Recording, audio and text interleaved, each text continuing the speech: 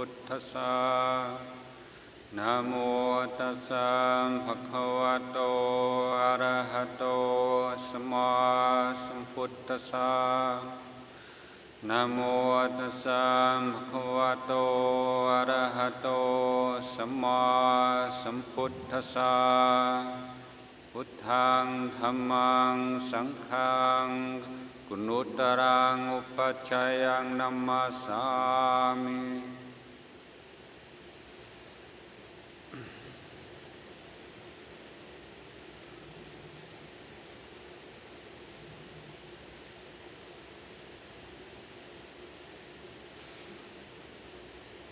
So I'm very happy to have this opportunity to meet with all of you this evening. I've only been in Singapore for a few hours, but have already received very warm, generous welcome.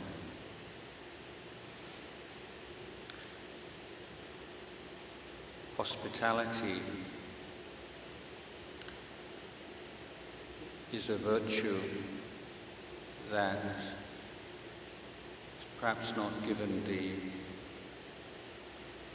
importance that it deserves in the Vinaya, the code of discipline. Then the Buddha emphasized the importance of bhikkhus, bhikkhunis making guests welcome. We make people welcome and we create conditions for good things. Now, although these days we refer to the Lord Buddha's teachings as Buddhism or perhaps the Dhamma, the Buddha himself referred to the Dhamma Vinaya. So the Dhamma refers to all the truths of the human condition, all the elements of the training of the mind and of wisdom. And the Vinaya refers to the way in which we create the optimum conditions for growth in the Dhamma. So it's very clear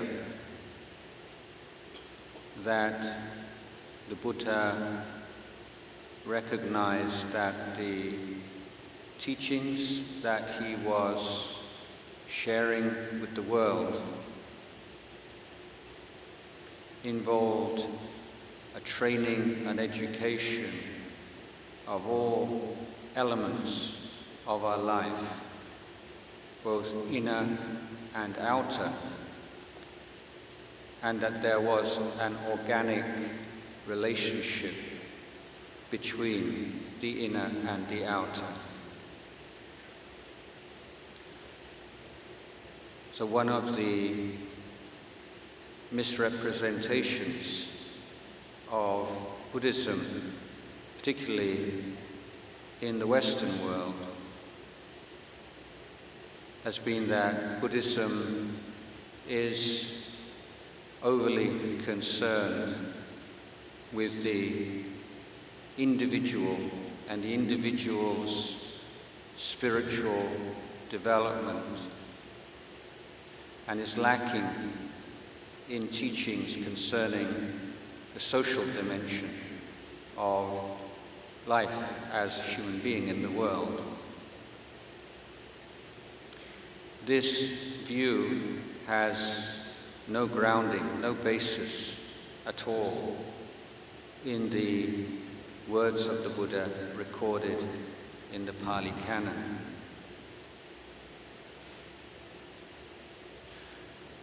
So the Vinaya is not restricted to the monastic code, but in the monastic code it reaches its most complete expression in teaching young monks. I would often tell them that there are no guarantees in our monastic life. There are no guarantees that we will ever truly walk in the footsteps of the great Arahants throughout the ages, at least in terms of our penetration of the Dhamma. But from the very first day of our life as a monastic, we are living within a form, every single element of which was designed by a fully enlightened Buddha.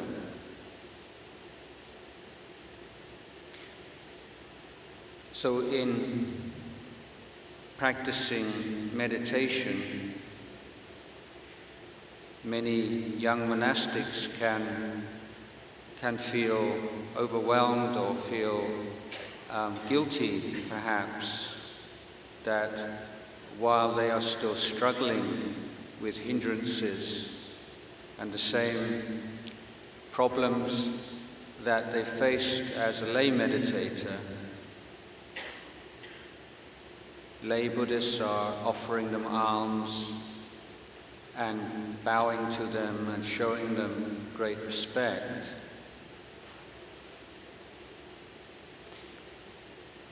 But I would tell the monks that simply living within this form, we have an immediate, direct connection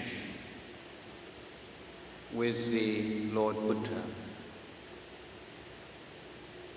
that we may even consider the rules, regulations of the monastic order as the Buddha relics, not relics that are embedded or enshrined in stupas,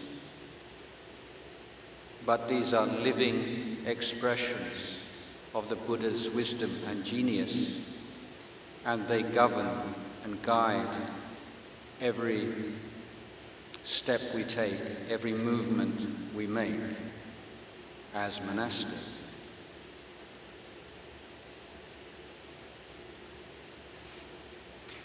In lay life, of course, there are many other forces, causes, conditions that come into play. Nevertheless, we should try as lay Buddhists to put effort into creating the best possible conditions we can to aid in our practice of the Dhamma. Buddhism is not teaching us to be passive and to take external conditions as a given, and then reducing the role of the Buddhist as to someone who has to come to peace with those conditions. That is not always the case,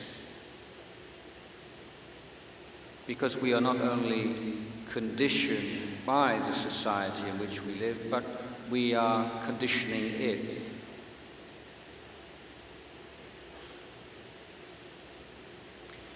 Now, although we usually, I think,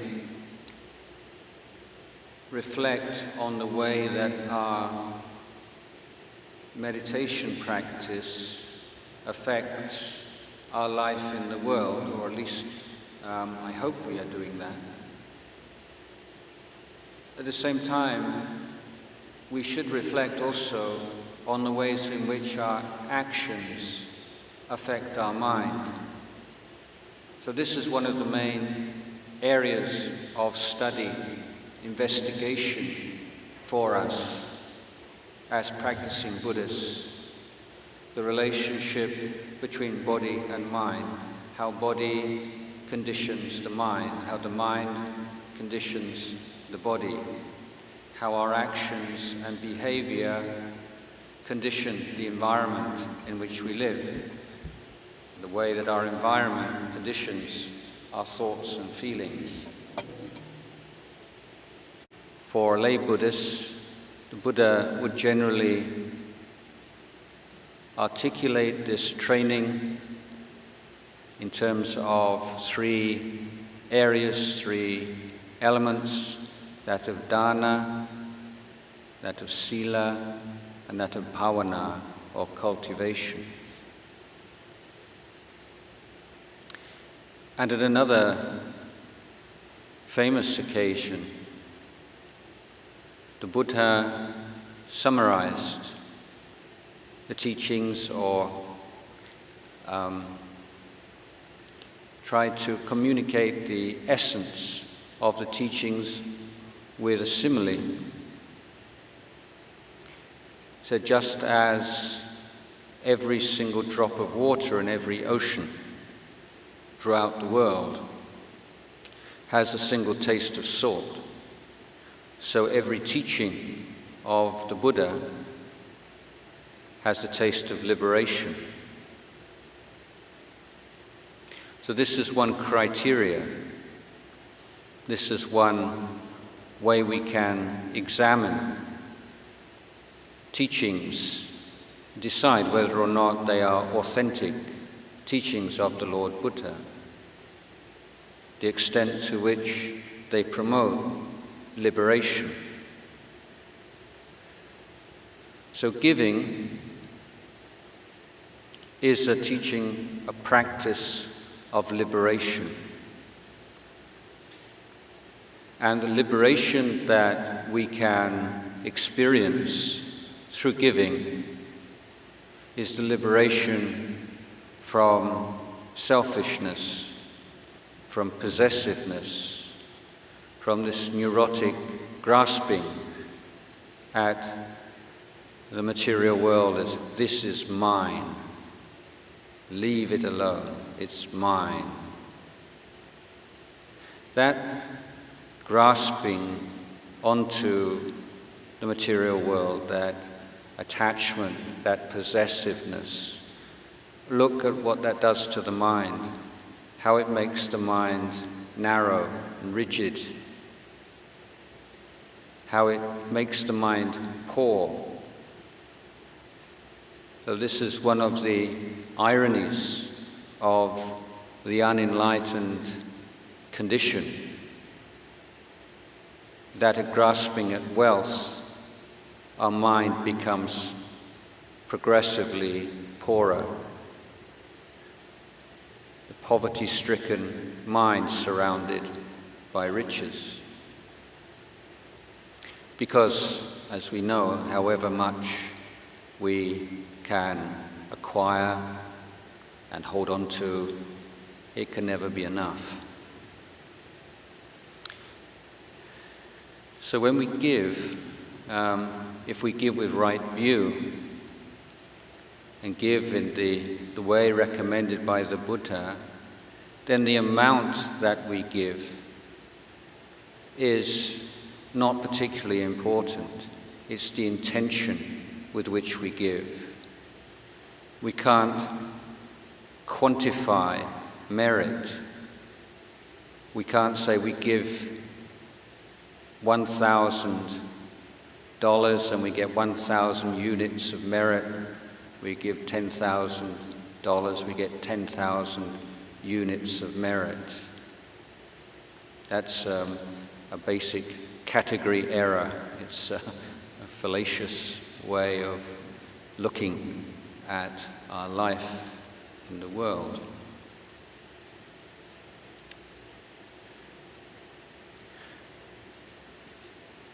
So when we see the importance of right motivation, then we can begin to understand what happens when we give in the correct way or in the wise way. When we give in that way, we can sometimes feel it. It's almost like a death. There's just a shrinking of that possessiveness in our hearts. It's just a little falling away of that hard, selfish habit within our hearts. Like you've probably seen those documentaries about global warming, where you see a bit of an iceberg breaking off and floating away into the water. It's a bit like that, where every time we give, that iceberg of possessiveness melts just a little bit. Now, when we give, the point I'd like to make here is that in a conventional sense, we have a self. Okay, so in the ultimate sense, Buddha's teaching is of not self. But in the conventional sense, we have a self, or we have many selves. And that sense of self is affected by our actions. So if you make a habit of giving,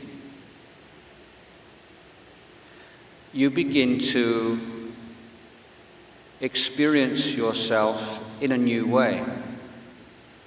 You begin to experience yourself as a giver. You experience yourself as someone who has something to give, someone who has something to offer to the world, someone who has something meaningful to contribute to the community and society in which one lives. So there's a great deal of dignity and self-respect that arises naturally through the habit of giving. And it's a discovery.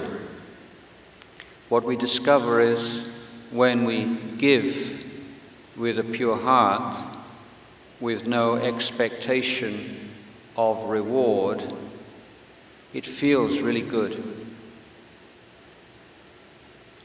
It's a happiness, a sense of well-being, a joy. And we need to observe that and remember that. Because every time we give without desire for reward, and we remember it, we create within our hearts a small treasure. And that treasure can grow and grow. Why I call it a treasure, while the Buddha called it a treasure, is that we can call upon it at any time throughout our lives.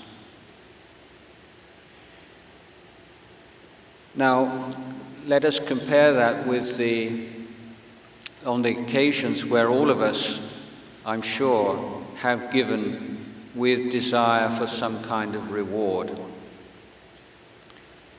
And at the time we might be quite pleased with the results.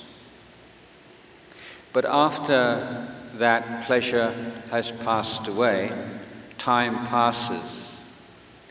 When we recall that act of giving,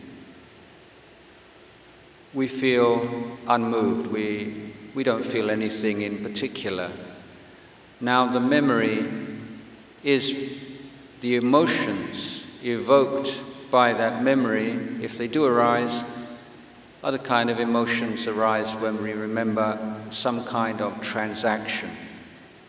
So our emotional memory is of a transaction. It has no transformative effect on our mind. But if we have shared something with another, with no desire for any reward, even a word of praise, nothing at all, then we recall that act of giving a month later, a year later, 10 years later, 20 years later, 30 years later, and that warm feeling of well-being arises in our hearts. It's a treasure. So the more you give away with right view, and I say this is not in any way related to the amount of money or how big a gift it is. It's much more related to the purity of your heart when you give. Then you are accumulating a treasure. In the practice of meditation, many meditators become rather obsessed with techniques and a particular technique, and feeling any failure or difficulty in meditation is a function of technique. We need a new trick, a new skillful means to tweak our technique so that we can make the breakthrough that we crave. But if we expand our idea of bhavana, of cultivation, and we see that any way of using our mind in such a way as to reduce the power of defilement and to increase the power of virtue, goodness in our hearts, is a form of cultivation. And we can be experimental, we can be creative with this. We don't have to necessarily follow what is in the books. But even restricting ourselves to what's in the books, there is far wider range of meditations that we can draw upon than perhaps many people realize. And one of the most powerful is the recollection of good actions that we have performed in the past, particularly acts of generosity. Now, if you're upset about something, depressed, agitated, or you're in a lot of pain from some serious illness, then many meditation techniques become difficult to apply. If you're having respiratory problems, for instance, obviously meditation on the breath is not going to be a possibility for you. But when we have like a toolkit of different methods and different ways of working with the mind, then we have a flexibility which is based upon certain fixed, invariable principles. So the invariable principles are that any meditation technique must involve the application of mindfulness, sati, clear comprehension, sampajanya, and atapi, the appropriate or optimum amount of effort. But in the particular reflection, contemplation that we use, then we can draw upon that which is most useful at that particular time, place. So if we find that we are very lazy, then reflection on death is a very good way to start a meditation period. So if our main practice is meditation on the breath, where we find a lot of reluctance and laziness, then before beginning our mindfulness of breathing practice, we can spend some minutes developing a reflection on death, to see the value of our life, the fragility of our life, the uncertainty of our life. Or if we're feeling rather down and depressed, or feeling lacking in self-confidence, then the recollection of our good deeds in the past is a very powerful meditation. Because when we recollect our good deeds, our acts of generosity, then quite often and easily these feelings of bliss will arise, great feeling of joy in the heart. And that joy that arises from the recollection of good actions can take the mind beyond the hindrances to meditation very effectively, and can be much more powerful than our usual meditation technique. So this is an example of how adopting a certain practice, a certain way of being in the world, a certain relationship to those around us, replacing an attitude of grasping and competition with one of sharing, giving, and seeing how it affects the quality of our mind, our sense of well-being, and furnishes us with a means of developing wholesome joy at very short notice, in a very short period of time, which is a springboard to the higher levels of meditation.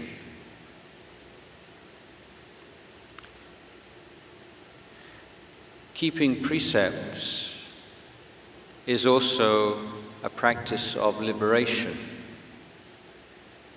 At the very least, by keeping precepts, we avoid creating the karma through body and speech that will result in an unfavorable rebirth. So we all make mistakes, we all do foolish things, or say foolish things, but as long as we are doing our best to stay within the boundaries of the 5 precepts, we can always recover our position. We can always remedy our mistakes. So it is an insurance, it is a firm foundation for us, and it is a liberation from untold amounts of misery and suffering in the wheel of birth and death. Now, in Ajahn Chah's early life as a monk, he had a great interest, fascination, almost obsession with the monk's discipline. And when he finally met his teacher, Ajahn Mun, or Lumpu Man, the first question that he asked was not about meditation as such, but about precepts and the monk's precepts, because he'd been studying or you almost call the Bible of the Thai forest tradition, which is a commentary on the monk's discipline written in Sri Lanka 1,000 or more years ago and translated into Thai in the mid-19th century. And this book is incredibly detailed. And Ajahn Chah had read this book in great detail and reread it, and he'd finally come to the conclusion that it was just not possible to live by the rules in this extremely complex formulation. So he wanted to ask Lumpu Man, what's the best way for a monk to practice, to keep all of the rules in the correct way? And Lumpu Man said to him that there are really only two things that you need to worry about. And those two things in Pali language are called hiri and ottappa. Now these two words are a real challenge for translators, particularly translating Pali into English or into European languages, because the words in a most simple formulation will be translated as shame and fear. And in European languages, these words have so much baggage, so many associations, which are not pleasant, and they're bound up with the Western culture and its indigenous religions, and it's very difficult to separate the Buddha's meaning of these terms when we translate them in that way. But when we examine the meaning of these terms, it can be, I think, very surprising perhaps, but also enlightening in a way. So the Buddha explaining what he meant by ottappa. I say ottappa first. Now I've translated this before as intelligent fear, but I've finally recently decided to change that to the word a healthy fear. And in particular, it's a healthy fear of consequences. So you've probably observed in your own life, when you're about to do something and you know it's not right, there's one part of you says, this is really foolish, this is not right. And then there's another part of you that says, shut up. I don't want to hear that right now. Don't be such a wet blanket. Don't be such a spoil sport. Leave me alone. Go away. I'm going to do this. I deserve it, or something like that.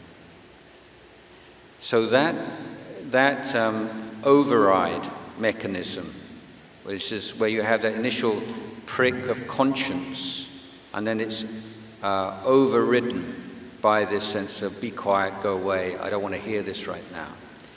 That override is the opposite of the healthy fear.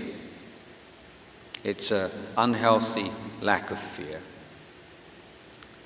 So this fear, although it's an emotion, is cultivated. And it's cultivated by a systematic reflection on the law of karma. So again, there are meditations and contemplations where we don't want to use the thinking mind at all, meditating on the sensation of the breath or sensations throughout the body sweeping meditations. These are meditations where we want to put the thinking mind aside altogether. But there are other meditations where we can make use of our thinking power. It's a gift. It's not an enemy as such. And reflecting on the law of karma and looking at our own experiences in the past and the actions and experiences of those around us or even those in the news allows us to see clear patterns, correlations, when certain kinds of actions have certain kinds of results, certain kinds of speech have certain kinds of results. They have consequences. And dwelling upon, reflecting upon the consequences of actions until it becomes a mental habit is an extremely important cultivation. So this is not one which is aiming at samadhi and jhana, but it's aimed at developing right view and an immediate and emotional bulwark or protection against unwholesome impulses in the mind. So when the impulse to do something, to say something unwise, cruel, harmful, dangerous, destructive arises in the mind, then ottappa arises automatically. Why is it automatic? It's automatic, it's there, it's fluent, it's ready, because we put the time and effort into thinking about the law of karma, reflecting upon it in a systematic way.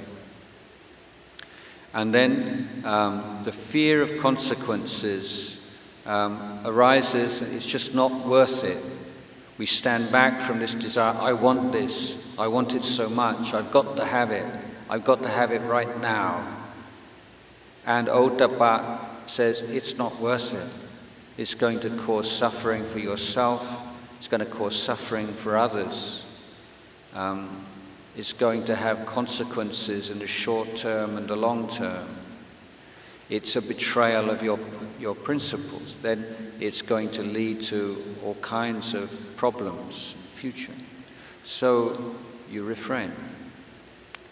So this is why it's a healthy fear of consequences. It's not brainwashing yourself, but it's based upon observation and learning about experience. Now, just now I said that ultimately our life, our body and mind are without any independent, self-existent entity called me. In other words, it's selfless. But on the conventional level on which we lead most of our lives, we have a conventional self. So if I'd have arrived at Bangkok airport this morning and at the police check refused to give my passport and said, that's meaningless, it's just a dream, all you see before you are the 5 khandhas arising and passing away according to causes and conditions, they wouldn't have let me on the plane. So the wise person recognizes when to adapt to conventional labels and uses them skillfully. And it's in our life, we have many conventional identities. We have an identity as a son or a daughter, grandson, granddaughter, as a brother, as a sister, as a parent, as an employer, as an employee, as a citizen, as a member of the human race, as a Buddhist. So many different identities. And we reflect on these identities. Again, we give ourselves some time to reflect systematically. Okay, what does it mean to be a good son or a good daughter? How can I be a son or a daughter or a brother or a sister or a parent in a way which expresses my ideals, expresses all that I find good and noble? And we reflect on those that we look up to and take as role models and examples and inspiring figures in our life. And we develop a cluster of perceptions and ideals that become very clear in our mind. And then when we are about to act or speak in such a way that directly conflicts with those freely adopted ideals and aspirations and standards, that sense of conflict expresses itself as a sense of shrinking away. Just as we shrink away from something that smells very badly or something we find disgusting. Initially it's based upon thinking, but the thinking develops into a habit, and it's there right in the front of your mind, and when you're about to say something or do something, there's this immediate sense of, ugh, that's disgusting. Maybe it's not expressed, you don't verbalize it, you don't say to yourself, that's disgusting, but you find yourself shrinking away, just moving backwards from it. So this is what we call intelligent or healthy sense of shame in the Buddhist teachings. And the Buddha said that these two qualities of hiri ottappa, healthy fear of consequence, healthy sense of shame, based on systematic, wise reflection, or yoniso manasikara, are the foundation of our sila, whether we're monastics or lay people. Now, a few more words about sila, because I think it is a topic often misunderstood. Most systems of morality are based upon an idea of an omniscient being, a god, gods of some kind, who lay down laws, and they forbid you from doing certain things and threaten to punish you if you do them. And then give a list of good things and say they'll give you a reward if you do them. So it's a reward and punishment system based upon a belief in a heavenly being who has devised this system and has the power to enforce it. Now, in Buddhism, we don't look at it in that way. We look at it as how does our body work? How does our mind work? What is the relationship between them? How do you make changes in your life? You know, we all know how we should be. Everybody knows how they should be. We should be kind, we should be honest, and we should have integrity, and we should be unselfish, and we should be this, and we should be that. We all know. We could all write down a list of the kind of people we should be. And if we were to compare them all, they'd probably be very similar. But that's not our problem, isn't it? Our problem is not that we don't know how we should be. Our problem is that we're not like that. So in Buddhism, the main question is, how do we progress? How do we move from being how we are now towards how we feel we should be? And the Buddhist answer to this is, we start off with what we've got right now. Don't start off with some idea that you try to model yourself upon, but start off with right now. Why, if you're selfish, why? What are the causes and conditions? What's going on? What can you do right now? What can you do today to improve things? And so the Buddha pointed out that we have this quality within us of self-discipline. We are not completely the creatures of our instincts. We do every day decide not to do certain things. We say no every day for some reason or another. So we have that capacity within ourselves, and that is the foundation for the training in sila. Now, we cannot make a decision to be kind. We cannot make a decision never to get angry with anybody ever again, because now we're Buddhists and we're disciples of the compassionate Buddha. If we do make that kind of decision, then we'll fail, and they'll be full of self-aversion and lose our confidence in our ability to transform our lives.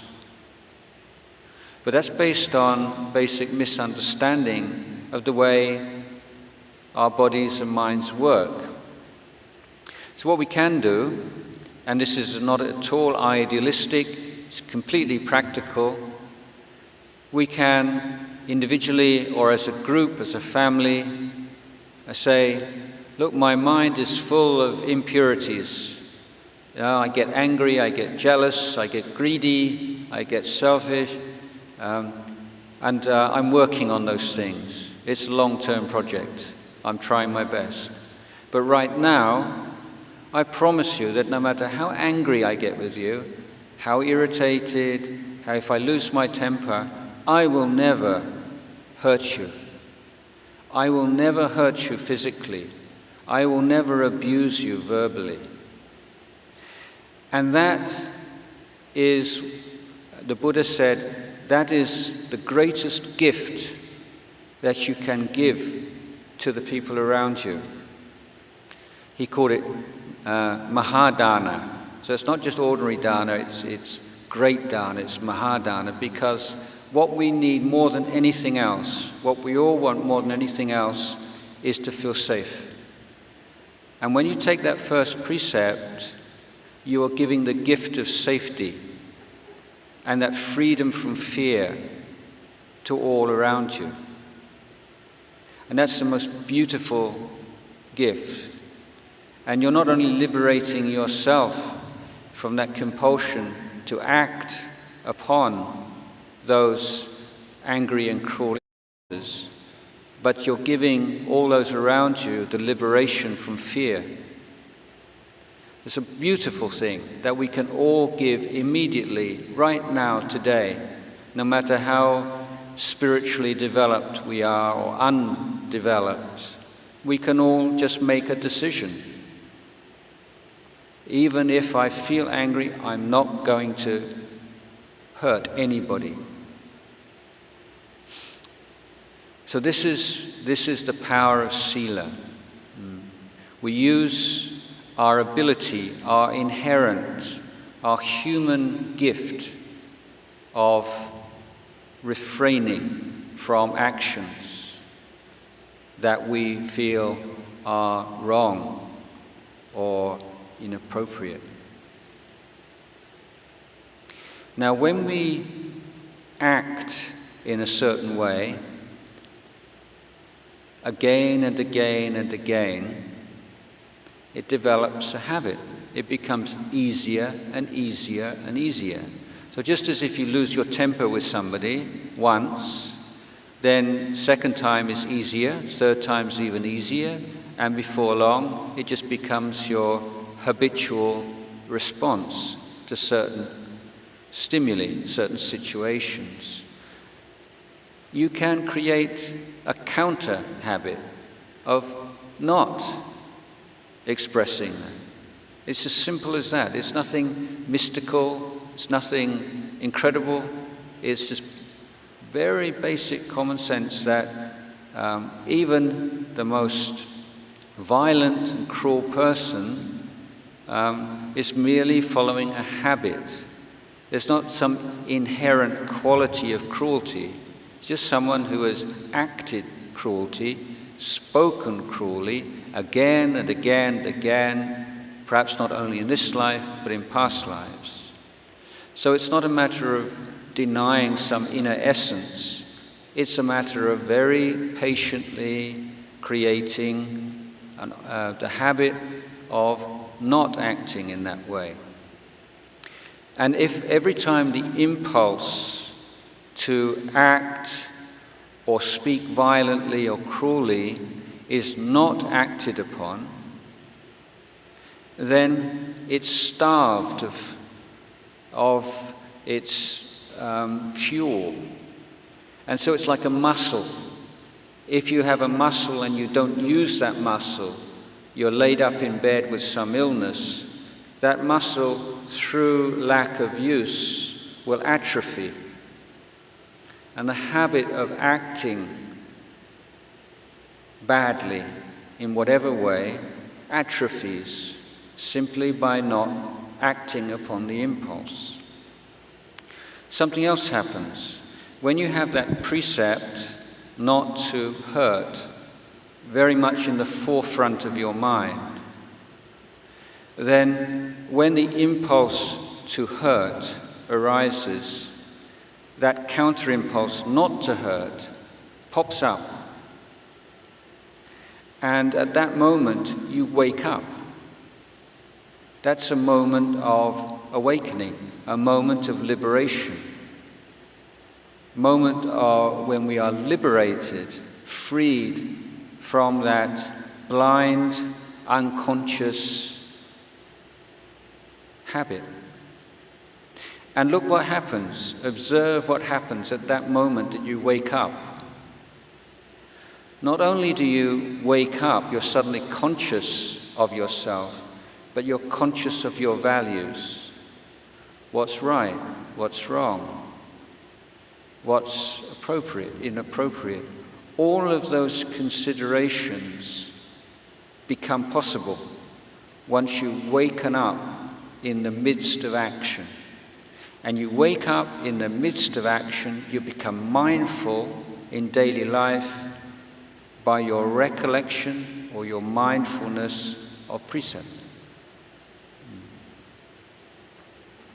And when that mindfulness of the precept is based upon and strengthened by hiri, ottappa, that healthy fear, healthy shame, then you have a real powerful means to make serious changes in your life.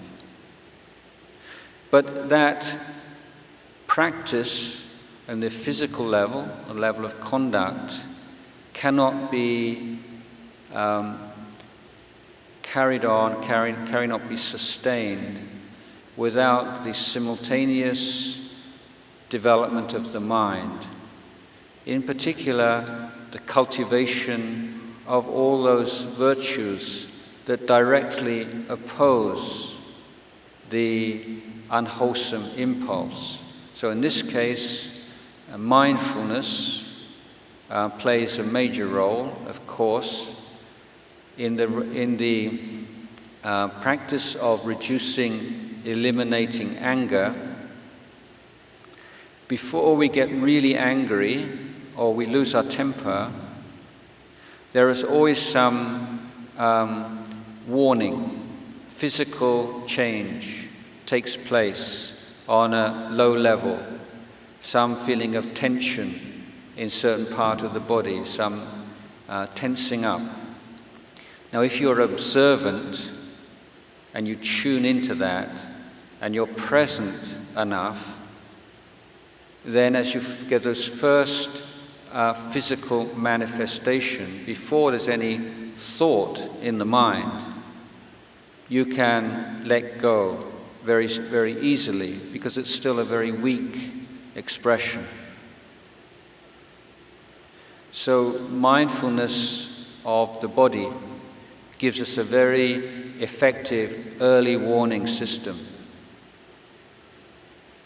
By the practice of metta and compassion, constantly reinforcing and developing this sincere wish for beings to be happy and free from suffering, then that thought becomes more and more natural to us, arises unbidded, automatically in everyday life more and more, because it has been systematically developed at appropriate times. So when the desire, the wish for beings to be happy arises and is developed and appreciated, then the contrary impulse to create suffering, to hurt, has less and less opportunity to arise. But we also need patience and the ability to bear with unpleasant, the tension when you don't do what you'd like to do. So Lumpur Sumedho, who was here not so long ago, he has a wonderful translation of Khanti, this virtue, that is the peaceful coexistence with the unpleasant. So patience is not like gritting your teeth and looking at your watch and how much longer till it's over. There's an element of peace and acceptance of what is unpleasant. So those are three of the virtues. Samadhi, when the mind has experienced some inner peace, inner rest, inner clarity, then the coarser emotions become experienced as coarse, and the mind turns away from them. But ultimately, this training is one where we need to be using our wisdom faculty and seeing the extent to which unwholesome and destructive and toxic emotions are based upon certain misunderstandings, assumptions about the nature of the body and mind.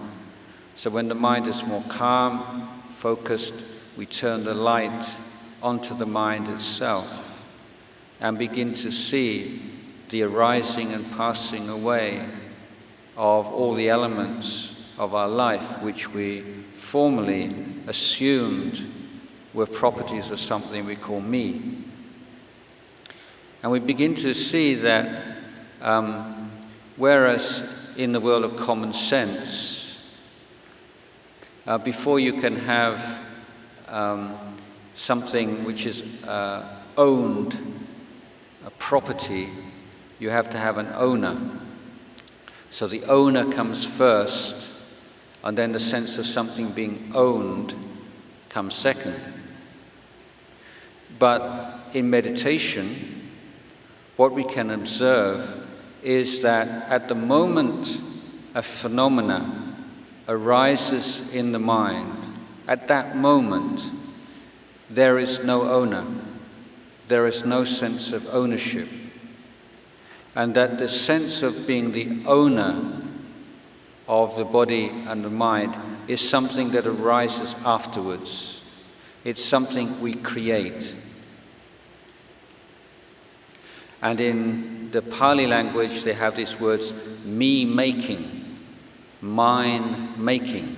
So we make this sense of me, we make the sense of mine, we added onto the flow of phenomena.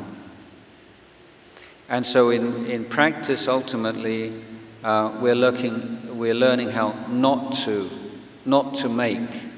So it's not a matter of getting rid of ego or getting rid of this or getting rid of that, so much as not creating it in the first place. And this is where the liberation, true highest liberation comes, the extent to which we can see that it's this idea of an owner of experience which we create through lack of awareness of what's really going on in the body and mind. It's in letting go of that the very base for all of the defilements falls away. So in the old story of the man walking home at dusk through the jungle and sees this huge snake lying across the path, blocking his way home. And he feels anger, fear, anxiety, so many different negative emotions, sees no way to get home. Then the moon comes out from behind the clouds, and he sees that big snake is in fact a big length of rope. It's not a snake at all. Immediately, all of his negative emotions disappear, and he walks home with a smile on his face. So the analogy here is that our problem is this thing on the road, which we assume is a snake, we assume is the self. But when the light of wisdom emerges from behind a cloud, then we see it's not a snake at all. It's just a rope. It's just a piece of nature. And we find liberation there. So it's liberation through seeing, through knowing. But before we can see, we can know in a way that cuts off the defilements, we have to create the foundations. The foundations through creating a sense of self-respect and love and liking for ourselves that comes about through regular acts of generosity and kindness, comes about through being able to live our lives and conduct our lives within the boundaries of the precepts which we adopt voluntarily, not because we've been forced to. And when we are able to take the mind beyond the pull of the 5 hindrances. So it is, in other words, a holistic, organic education of our life, one which must be carried on all areas, all elements of our life simultaneously. It's just that at any one time, one element, one particular part of the training may be at center stage, and the other parts of the training may be supporting from behind. But in every step we take upon this path of freedom and liberation, we need this threefold training in its fullness and maturity. So I would like to end the talk this evening at this point.